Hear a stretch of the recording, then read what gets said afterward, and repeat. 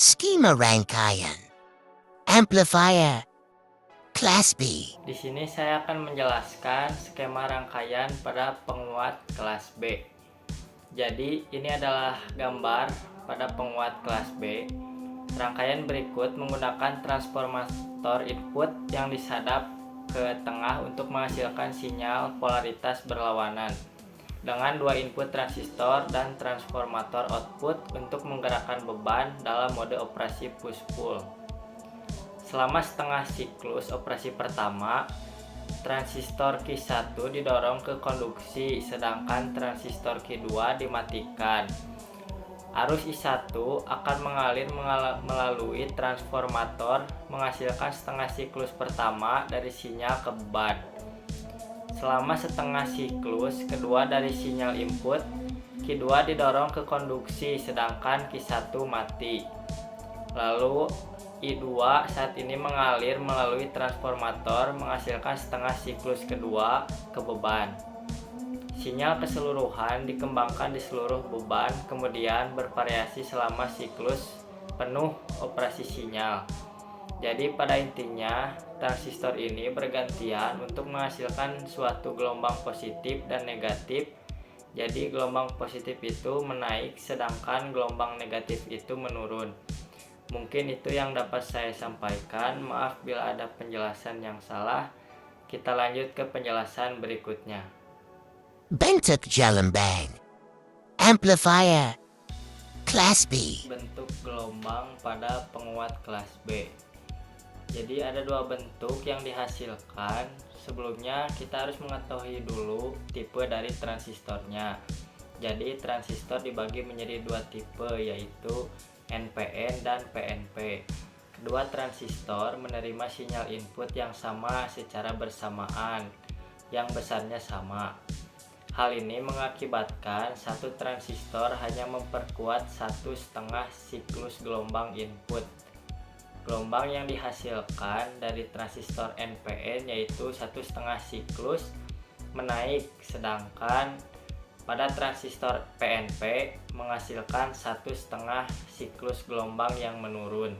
Jadi begitu penjelasan mengenai bentuk gelombang pada penguat kelas B. Lalu kita lanjut ke penjelasan berikutnya. Kira kerja system. Amplifier. Kelas B. Lalu selanjutnya saya akan menjelaskan tentang cara kerja sistem amplifier kelas B. Amplifier kelas B adalah jenis amplifier audio yang dirancang untuk meningkatkan amplitude sinyal audio. Mereka bekerja dengan cara mengoperasikan sepasang transistor NPN dan PNP atau tabung vakum yang masing-masing menguatkan setengah gelombang sinyal input. Berikut adalah langkah-langkah cara kerjanya. Pertama, pemotongan gelombang. Amplifier kelas B memotong gelombang input menjadi dua bagian, yang setengah gelombang. Transistor atau tabung yang digunakan menguatkan satu setengah gelombang sinyal, sementara setengah lainnya diabaikan. Yang kedua, yaitu transistor komplementari. Dalam amplifier kelas B, biasanya digunakan sepasang transistor komplementer NPN dan PNP. Transistor NPN menguatkan setengah gelombang positif sinyal, sementara transistor PNP menguatkan setengah gelombang negatif. Lalu yang ketiga ada crossover distortion. Ketika sinyal input berada di dekat nol, kawasan di mana kedua transistor aktif, ada potensi distorsi yang disebut crossover distortion. Ini terjadi karena peralihan antara transistor NPN dan PNP. Untuk mengatasi ini, sering digunakan komponen seperti dioda pada titik persilangan. Lalu selanjutnya ada output composite. Setelah melalui transistor komplementer, setengah gelombang positif dan negatif yang telah diperkuat digabungkan kembali, menghasilkan sinyal audio amplifikasi penuh. Amplifier kelas B sering digunakan dalam aplikasi audio karena efisiensi tinggi dalam menguatkan sinyal.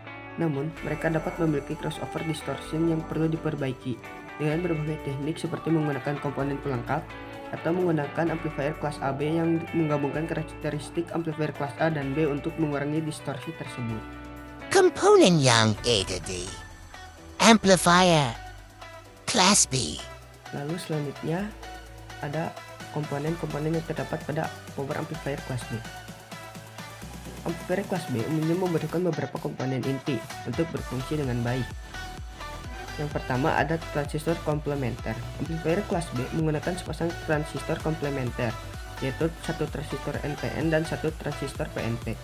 Transistor ini harus memiliki spesifikasi yang sesuai dengan daya dan tegangan yang akan diterapkan pada amplifier. Yang kedua ada sumber daya trafo. Diperlukan trafometer atau sumber daya lainnya untuk memberikan daya DC ke amplifier.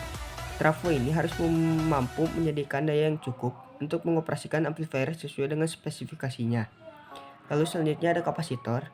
Kapasitor digunakan dalam rangkaian pembagi tegangan untuk mengatur bias transistor dan menghilangkan komponen DC dari sinyal input. Lalu ada resistor. Resistor digunakan dalam berbagai konfigurasi pada amplifier kelas B, termasuk pembagi tegangan dan pembuat tegangan bias. Lalu ada dioda. Dioda mungkin digunakan untuk mengatasi crossover distorsi dengan memberikan jalur alternatif untuk sinyal ketika transistor beralih. Lalu ada induktor jika diperlukan. Dalam beberapa desain induktor digunakan untuk menyaring sinyal output dan mengurangi noise atau interferensi. Lalu ada kapasitor elektrolit. Kapasitor elektrolit digunakan untuk menyimpan energi dan menjaga stabilitas tegangan pada titik-titik kunci dalam sirkuit. Dan ada komponen pasif lainnya. Terdapat komponen-komponen pasif lainnya seperti resistor dan kapasitor yang digunakan dalam rangkaian pembagi tegangan, filter, dan biasing. Lalu ada pendingin. Amplifier kelas B yang menghasilkan daya tinggi mungkin memerlukan pendingin atau heatsink untuk mendinginkan transistor, terutama jika digunakan dalam aplikasi audio yang memerlukan daya besar. Spesifikasi pasti dari komponen akan sangat tergantung pada rancangan amplifier yang spesifik, seperti daya output yang diinginkan, impedansi sinyal input dan output, serta tegangan pasokan yang digunakan. Oleh karena itu, perlu menghitung nilai-nilai komponen sesuai dengan kebutuhan rancangan amplifier yang dimaksud. Characteristic Amplifier Class B. Lalu selanjutnya ada karakteristik dari amplifier kelas B. Amplifier kelas B memiliki beberapa karakteristik utama, termasuk 1. Efisiensi tinggi. Salah satu karakteristik utama dari amplifier kelas B adalah efisiensi daya yang tinggi. Ini terjadi karena transistor atau tabung vakum hanya aktif selama setengah siklus gelombang input, sehingga daya yang tidak digunakan selama setengah siklus itu disipasi dalam bentuk panas. Efisiensi amplifier kelas B dapat mencapai sekitar 78,5%. Lalu yang kedua ada distorsi crossover. Amplifier kelas B memiliki distorsi crossover yang terjadi ketika sinyal berpindah dari satu transistor atau tabung vakum ke yang lainnya. Hal ini dapat mengakibatkan distorsi pada sinyal output. Untuk mengatasi masalah ini, amplifier kelas B sering menggunakan teknik seperti biasing silikon untuk mengurangi distorsi crossover. Lalu selanjutnya ada transistor pemotong. Transistor atau tabung vakum dalam amplifier kelas B hanya aktif pada salah satu setengah siklus sinyal input, sehingga ketika sinyal input kecil atau mendekati nol, transistor mungkin tidak aktif sama sekali. Hal ini dapat mengakibatkan pemotongan atau clipping pada sinyal output yang dapat menghasilkan distorsi. Lalu selanjutnya ada pola output simetris. Amplifier kelas B menghasilkan keluaran yang simetris terhadap sumbu nol, yang berarti sinyal positif dan negatif amplifikasi secara terpisah ini berguna untuk menghasilkan sinyal AC tanpa komponen DC yang signifikan.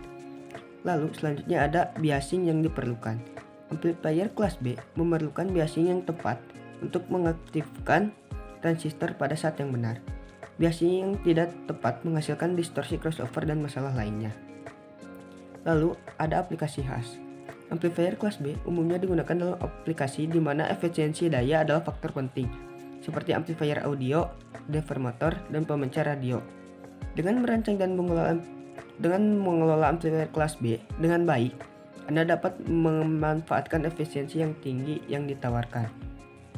Kelebihan dan kekurangan Amplifier Class B.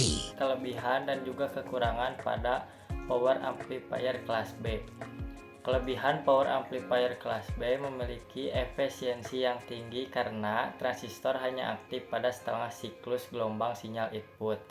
Ini berarti mereka mengkonsumsi daya lebih sedikit daripada amplifier kelas A saat tidak ada sinyal. Lalu kekurangan power amplifier kelas B yaitu salah satu kelemahan utamanya adalah distorsi silang yang terjadi di titik perpotongan antara transistor positif dan negatif. Hal ini dapat mengakibatkan distorsi pada sinyal output. Sekian dari kami. Mohon maaf bila ada kekurangan dan kesalahan. Terima kasih.